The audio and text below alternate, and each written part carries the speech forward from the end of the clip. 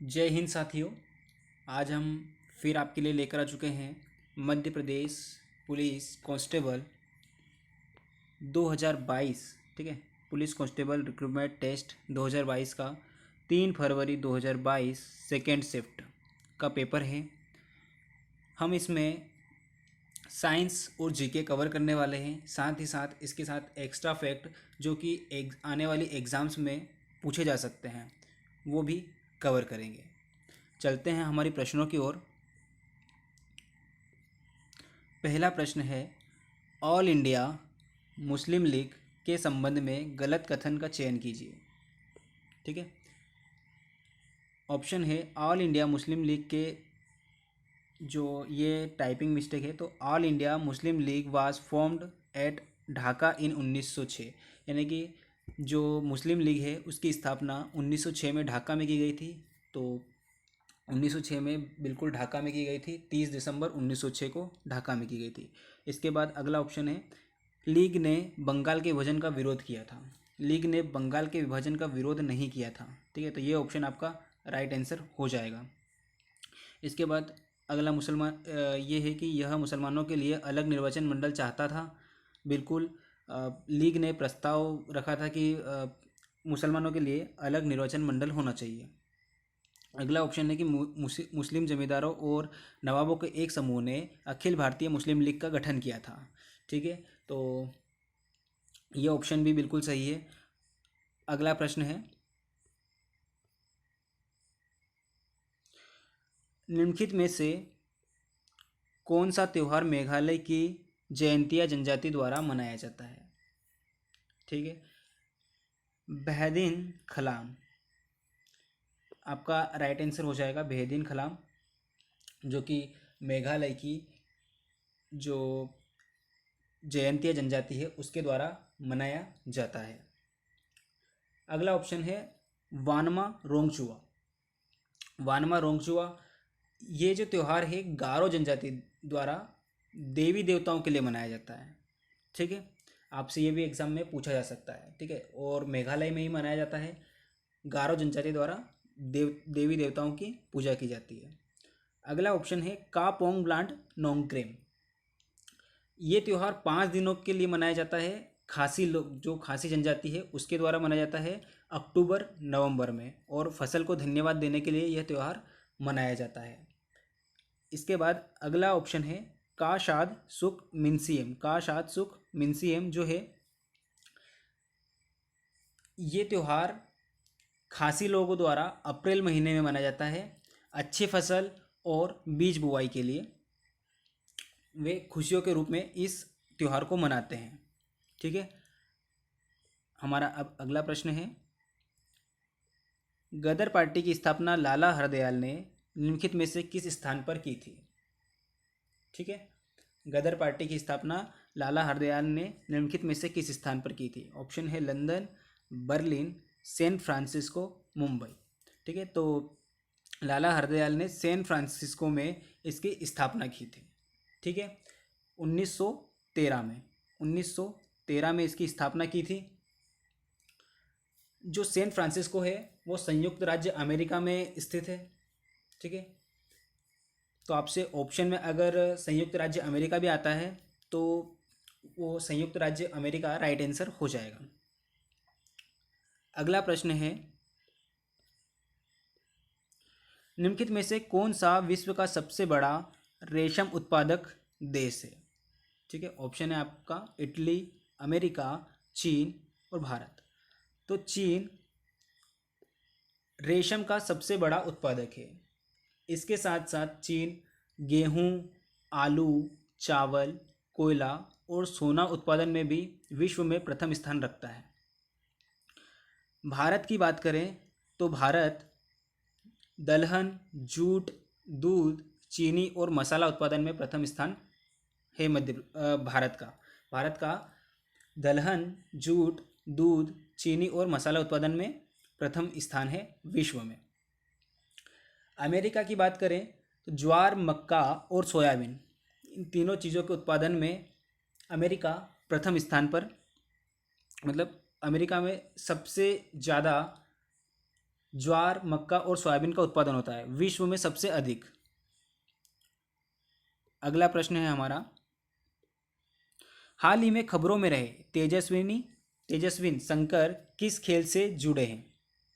ठीक है, तो जो तेजस्विन शंकर हैं वे ट्रैक एंड फील्ड इवेंट्स से जुड़े हुए हैं। ठीक है,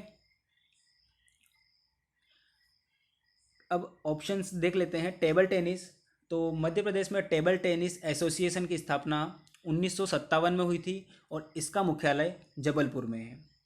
ठीक है, फिर शूटिंग एकेडमी, तो शूटिंग एकेडमी का जो मुख्यालय है वो भोपाल में स्थित है। और badminton, Madhya Pradesh badminton association का मुख्यालय जबलपुर में है और इसकी स्थापना 1946 में की गई थी। अगला प्रश्न, भारत और पाकिस्तान के बीच की सीमा निम्नलिखित में से किसके द्वारा निर्धारित की गई थी? ठीक है, तो आपका ऑप्शन है डी, सर रेड क्लिफ के द्वारा जो है भारत और पाकिस्तान के बीच की सीमा निर्धारित की गई थी। ठीक है, अगला प्रश्न है, अम्बुबाची मेला किस राज्य में मनाया जाता है? ठीक है, तो अम्बुबाची मेला जो है वो असम राज्य में मनाया जाता है। ठीक है, असम में जो कामाख्या मंदिर है उसमें जून के महीने में यह मेला आयोजित होता है। इसके बाद सिक्किम में जो ऑप्शन है हमारा, सिक्किम में लोसर महोत्सव, सागा दावा और भूमचू महोत्सव मनाया जाता है। जो लोसर महोत्सव है ये बहुत इम्पोर्टेंट हो जाएगा क्योंकि अधिकतर एग्ज़ाम्स में पूछा जा रहा है और वेरी वेरी आईएमपी ये महोत्सव है क्योंकि अधिकतर एग्ज़ाम्स में रिपीट हो रहा है ये। इसके बाद नागालैंड में हॉर्नबिल महोत्सव, मोआसू फेस्टिवल। ठीक है, तो यहाँ नागालैंड में जो हॉर्नबिल महोत्सव है ये बहुत इम्पोर्टेंट हो जाएगा। मणिपुर की बात करते हैं, मणिपुर में कूट महोत्सव मनाया जाता है। अगला प्रश्न है हमारा, इंदौर संभाग में फुटपाथ पर रहने वाले लोगों और शिक्षा वृत्ति में संलग्न व्यक्तियों के पुनर्वास हेतु कौन सा अभियान प्रारंभ किया गया है? तो इसमें ऑप्शन बी, दीन बंधु अभियान प्रारंभ किया गया था। अगला प्रश्न है, जागेश्वरी देवी का मेला कहाँ लगता है?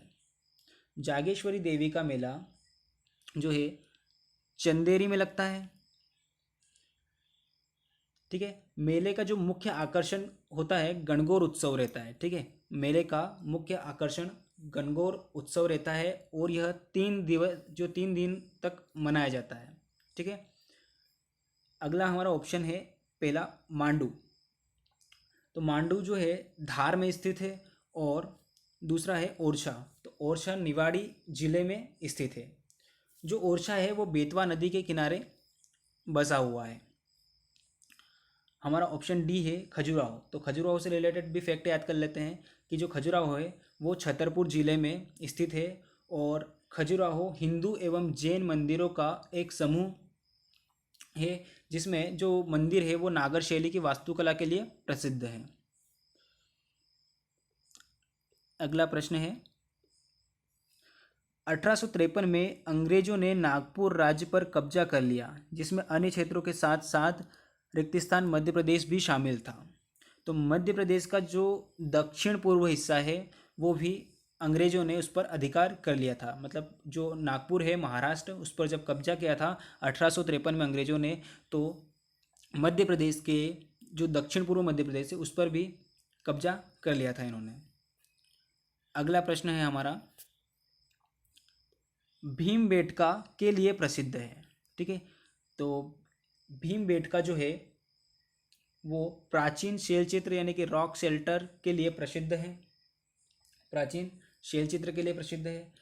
हम ऑप्शंस भी देख लेते हैं कि मंदिरों के लिए मध्य प्रदेश में कौन प्रसिद्ध है, तो मंदिरों के लिए खजुराहो और कलात्मक मंदिरों के कारण प्रसिद्ध है। ठीक है, इसके बाद महलों की बात करते हैं, ऑप्शन सी, तो महलों के कारण जो मध्य प्रदेश में ग्वालियर प्रसिद्ध है। और खूबसूरत महल की बात करें तो खूबसूरत महल के लिए मांडू प्रसिद्ध है।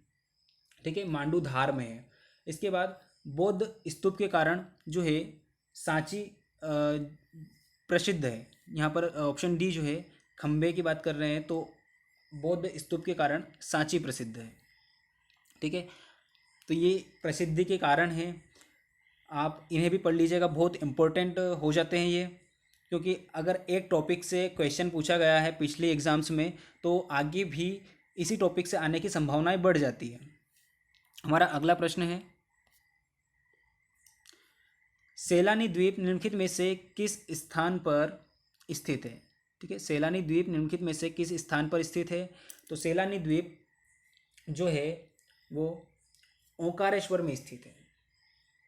ठीक है, सैलानी द्वीप ओंकारेश्वर में स्थित है। हमारा अगला प्रश्न है,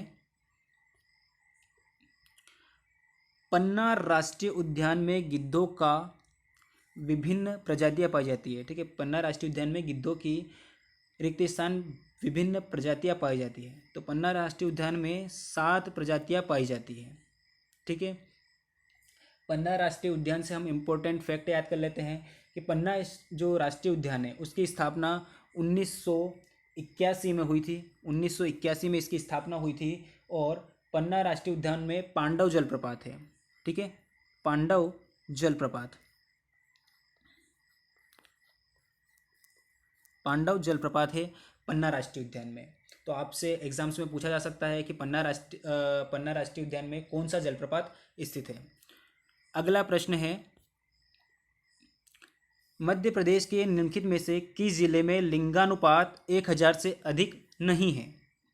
ठीक है, जनगणना 2011 के अनुसार पूछा गया था। तो आपको बता दें कि जो बालाघाट है उसका लिंगानुपात सबसे अधिक है मध्य प्रदेश में, 1021 है। इसके बाद दूसरा स्थान आता है अलीराजपुर का, 1011 लिंगानुपात है उसका। तीसरे स्थान पर आता है मंडला और चौथे स्थान पर आता है डिंडोरी। ठीक है, तो आपका जो ऑप्शन है सीहोर वो राइट आंसर हो जाएगा। सीहोर जो है इसका लिंगानुपात 1000 से कम है। मध्य प्रदेश का जो वयस्क लिंगानुपात है उसमें मध्य प्रदेश भारत में 20वें स्थान पर है, जबकि शिशु लिंगानुपात के मामले में मध्य प्रदेश 21वें स्थान पर है। ठीक है, वयस्क लिंगानुपात में 20वां स्थान रखता है मध्य प्रदेश और शिशु लिंगानुपात में 21वां स्थान। आगे चलते हैं हम अगले प्रश्न की ओर। प्रश्न है, जनगणना 2011 के अनुसार मध्य प्रदेश के निम्नलिखित में से किस जिले में शहरी आबादी का प्रतिशत सबसे अधिक है? आपके ऑप्शन है इंदौर, भोपाल, उज्जैन और जबलपुर। आपका प्रतिशत पूछा गया है कि प्रतिशत में कौन आगे है। तो प्रतिशत के मामले में भोपाल का स्थान पहला है और इंदौर का स्थान दूसरा आता है। ठीक है, प्रतिशत के मामले में मैं आपको बता दूं कि भोपाल के बाद इंदौर का स्थान आता है और जो ऑप्शन में आपको दिख रहा है उज्जैन का स्थान 5वां है और जबलपुर का स्थान 4था है। इसके बाद नगरीय जनसंख्या निवास के हिसाब से इंदौर पहले स्थान पर है, भोपाल दूसरे, जबलपुर तीसरे और उज्जैन 5वें स्थान पर है।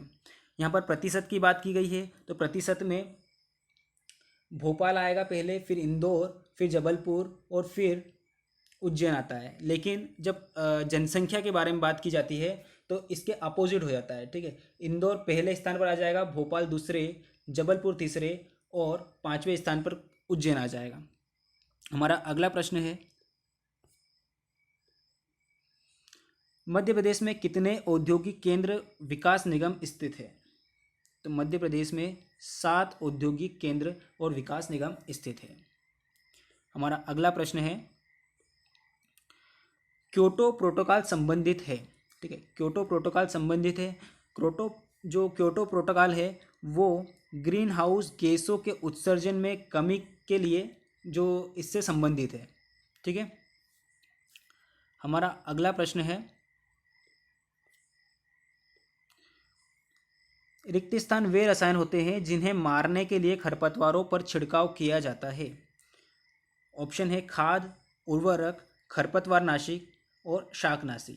तो ऐसे रसायन होते हैं जो खरपतवार होते हैं फसलों में, जो मतलब फसल के अलावा जो पौधे उग जाते हैं उन्हें मारने के लिए तो खरपतवार नाशी का उपयोग किया जाता है।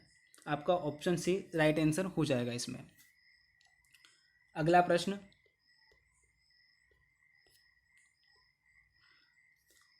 इलेक्ट्रॉनिक कचरे को संदर्भित करता है रिक्त स्थान जिसमें बेकार हो चुके पुराने इलेक्ट्रॉनिक उपकरण शामिल है।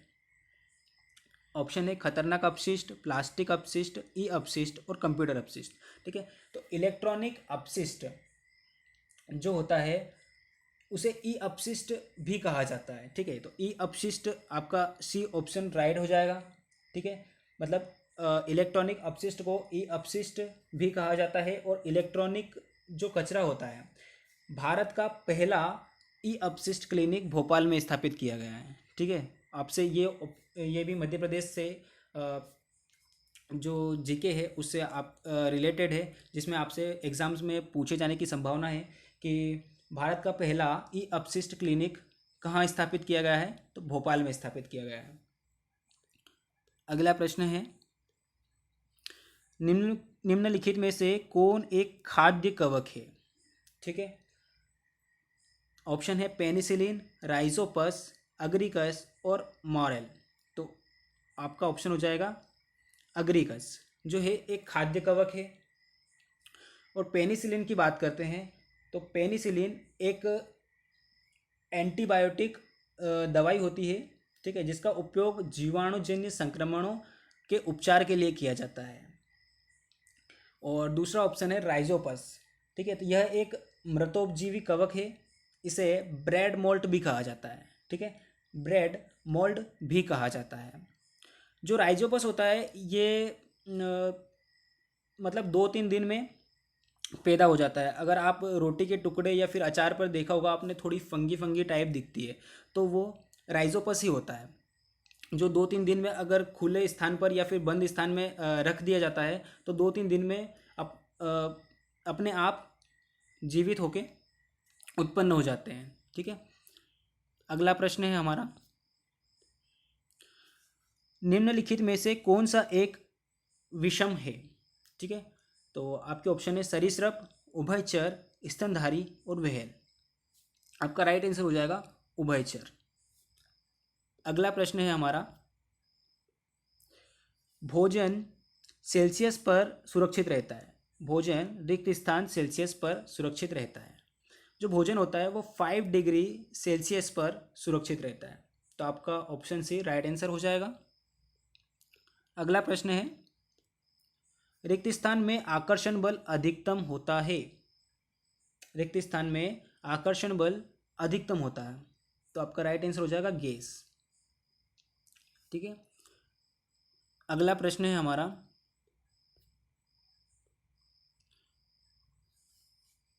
इवेंजिलेस्टा टोरिसेली किसके आविष्कारक हैं।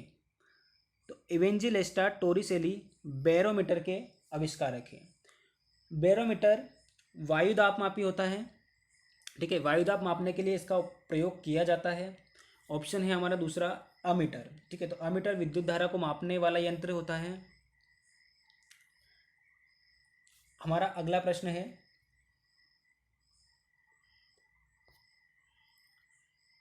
निम्नलिखित में से कौन सा सेंटीग्रेड और फ़ारेनहाइट के बीच सही संबंध है। ठीक है, तो आपका ऑप्शन ए फ़ारेनहाइट बराबर 1.8 डिग्री सेल्सियस प्लस 32। ठीक है, तो मतलब जो 1.8 सेल्सियस प्लस 32 फ़ारेनहाइट के बराबर होता है। ठीक है, तो ये मान इसके बराबर होता है। आपका ऑप्शन ए राइट आंसर हो जाएगा। अगला प्रश्न है, ORS का फुल फॉर्म क्या है। ठीक है, और overall rehydration scheme, oral rehydration scheme, oral rehydration solution. तो option C oral rehydration solution इसका राइट आंसर हो जाएगा। ठीक है, तो आपसे एक क्वेश्चन और भी पूछा जा सकता है इससे कि ORS जो घोल है इसकी आविष्कारक कौन है। इसके आविष्कारक कौन है, तो दिलीप महालनोबिस इसके आविष्कारक हैं। दिलीप महालनोबिस।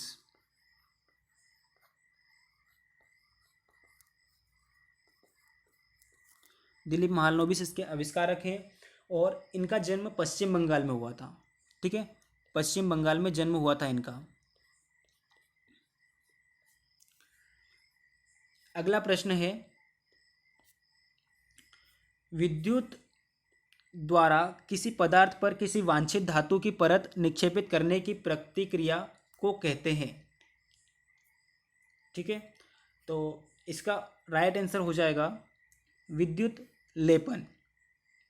ठीक है, इसमें क्या होता है कि जो एक पदार्थ होता है, ठीक है, उसको दूसरे पदार्थ पर इसकी परत चढ़ा दी जाती है। ठीक है, तो विद्युत द्वारा किसी पदार्थ पर किसी वांछित धातु की परत निक्षेपित करने की प्रतिक्रिया को विद्युत लेपन कहते हैं। आपको पता होगा कि वेल्डिंग के द्वारा एक धातु को दूसरी धातु से जोड़ा जाता है। ठीक है, और मिश्र धातु में दो धातुओं को मिलाकर एक नई धातु बनाई जाती है। जबकि ऑप्शन डी जो हमारा गैल्वनीकरण, यह एक ऐसी प्रक्रिया है जिसमें लोहे के ऊपर जस्ते की परत चढ़ा दी जाती है। ठीक है, गैल्वनीकरण आपसे पूछा जा सकता है कि इस प्रक्रिया में क्या होता है, तो यह एक ऐसी प्रक्रिया है जिसमें लोहे के ऊपर जस्ते की परत चढ़ा दी जाती है। अगला प्रश्न है हमारा,